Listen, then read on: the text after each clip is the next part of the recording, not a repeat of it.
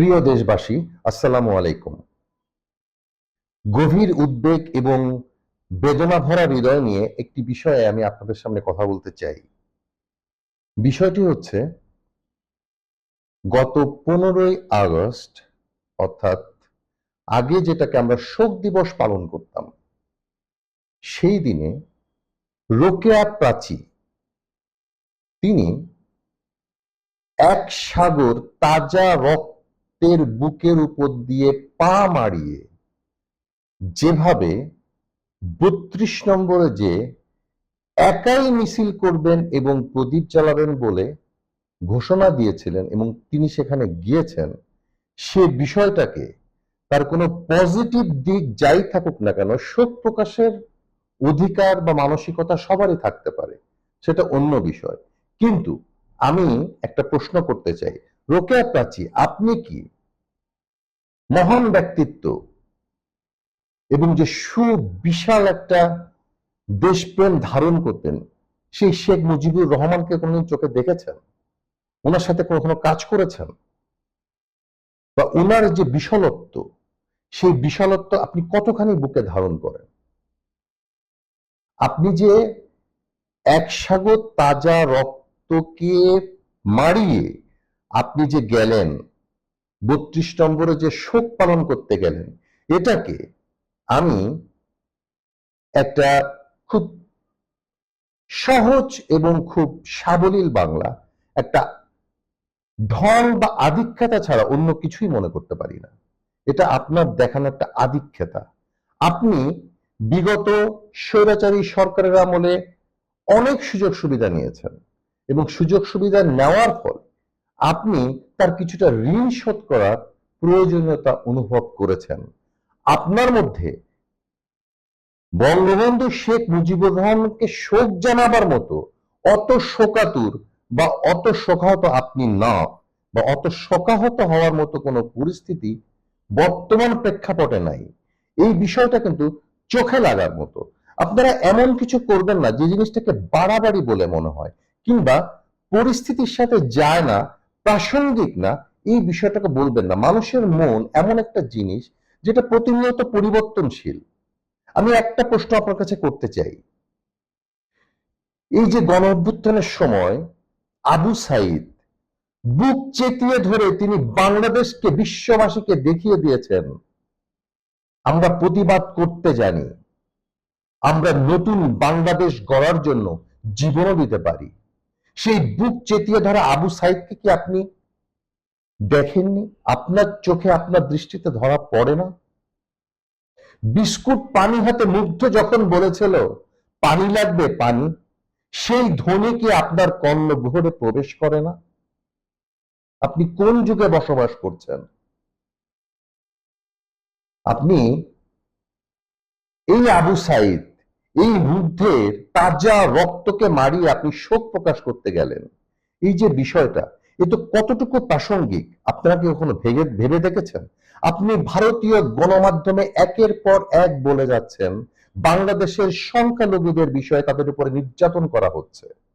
এর দ্বারা আপনি আপনার কতটুকু বাংলাদেশী হিসাবে, একজন নাগরিক হিসাবে, আপনি আপনার নিজস্বতা কতটুকু বিকিয়ে দিচ্ছেন আপনি কি খেয়াল করেছেন? আপনাদের বিবেক কি কোনো কথা বলে?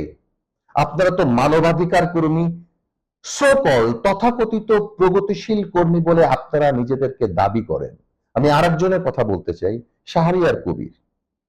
ওনার মধ্যে একজন বাংলাদেশী নাগরিকের ন্যূনতম কোনো উপাদান ওনার মধ্যে আছে? তিনি এর আগে বিএনপি সরকারের সময় বাংলাদেশের সংখ্যালঘুদের কিভাবে নির্যাতন করা হচ্ছে সেই বিষয়গুলো অতিরঞ্জিত করে তুলে ইন্ডিয়া নিয়ে গিয়ে ইন্ডিয়াকে দেখিয়েছেন। আপনি কি বাংলাদেশের নাগরিক নাকি ইন্ডিয়ান নাগরিক? আপনার এত পড়ে, আপনার কলিজা এত জলে। আমরা তো, প্রফেসর ডক্টর ইউনূস স্পষ্টভাবে বলেছেন, সুশীল সমাজ বলছে এদেশের সংখ্যা লঘু সংখ্যা গুরু বলে কিছু নাই, আমরা সবাই বাংলাদেশী, আমরা মানুষ, সেই জিনিসটাই সবচেয়ে বড় জিনিস। আর আপনারা একটা গোষ্ঠীর প্রতি অন্ধ হয়ে আপনারা নিজের দেশকে বিক্রি করে দিচ্ছেন আর এক দেশের কাছে, এবং ভারতীয় গণমাধ্যমে যা না তাই বলছেন। এর দ্বারা দেশে একটি অশান্তি এবং অরাজকতা সৃষ্টি তৈরি করছেন। আপনাদেরকে এটা কোনো দেশপ্রেমের পর্যায়ে পড়ে? এটা কি আপনাদের কোনো দেশপ্রেম বা দায়িত্ববোধের কোনো জায়গা?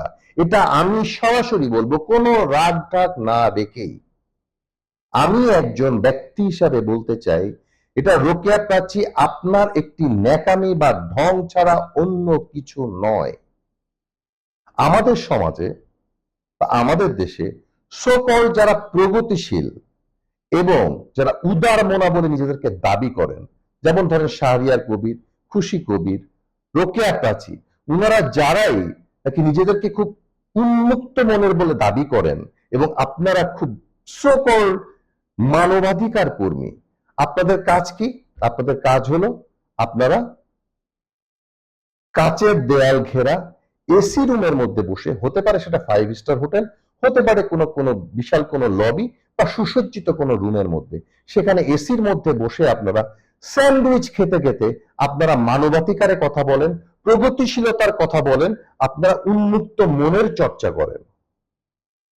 আমি আপনাদেরকে প্রশ্ন করতে চাই, আপনারা কোনোদিন একটা ঘর্মাক্ত রিক্সাওয়ালাকে 50 টাকার জায়গায় 20 টাকা বেশি দিয়ে 70 টাকা দিয়েছেন?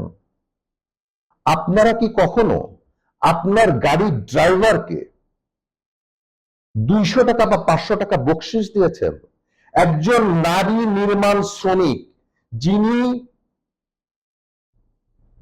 সানলাইটে পর্যন্ত প্রখর রোদের মধ্যে যিনি ইটের খোয়া ভাঙছেন, সেই ইটের খোয়া ভাঙা একজন বৃদ্ধা মহিলা কিংবা একজন মাঝবয়স্ক মহিলার পাশে যে আপনার শাড়ির আঁচল দিয়ে তার ঘাম কি কখনো মুছে দিয়েছেন? কাউকে এক গ্লাস পানি খাইয়েছেন তৃষ্ণার্ত কোনো মানুষকে? করেননি। আপনারা কি করছেন?